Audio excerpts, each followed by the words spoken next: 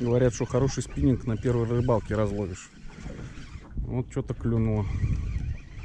Установки 3, наверное, сделал. Что-то клюнуло на ратлин.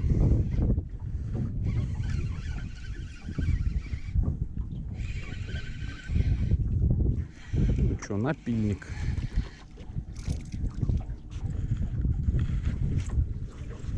Вот такой тут малышек.